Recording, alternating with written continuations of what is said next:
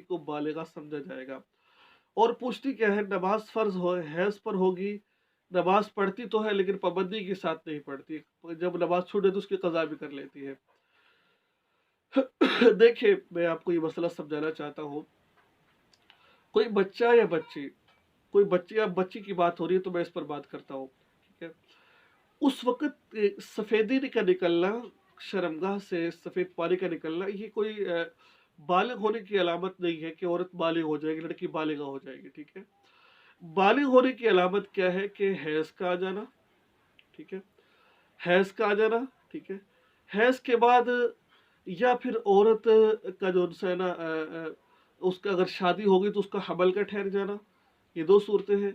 Number 3 जो सूरत फ़ुक़हा ने यहाँ पर बयान की है, वो ये है कि अगर ये दोनों चीज़ें नहीं हैं, हैज़ भी नहीं आया, एहतलाम भी नहीं हो सॉरी हैज़ का आना, एहतलाम का हो जाना, ठीक है? नंबर 3 जब शादी हो जाए तो उसका हमल ठहर जाना। अगर हैज़ भी नहीं, एहतलाम भी नहीं हो तो शादी हो गई लेकिन हमल ठहर गया है। इस सूरत में भी उसको जो है ना बालिग़ा समझा जाएगा। नंबर 4 अगर ये तीनों चीज़ें नहीं हैं, उसकी उम्र 15 साल की हो गई है, तो उसको शरीयत कहती है कि ये तीनों चीज़ें नहीं आई है लेकिन इस लड़की को बालिग़ा ही समझा जाएगा।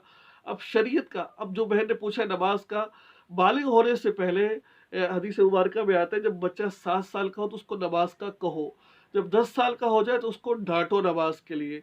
तो लिहाज़ा प्यार मोहब्बत से, हाँ, ये नहीं इसका मतलब बालिग़ होने से पहले-पहले नमाज पढ़े, लेकिन फ़र्ज़ तो नहीं है, लेकिन आदत बनाने के लिए बच्चे को 7 साल से नमाज की तलक़ीन करनी चाहिए ताकि बच्चा बड़ा होकर नमाज का आदी बन जाए, नमाज का पाबंद बन जाए, ठीक है ना? तो मालूम हुआ कि लड़की बालिग़ कब होती है, हैज़, एहतिलाम, या हमल का ठहर जाना।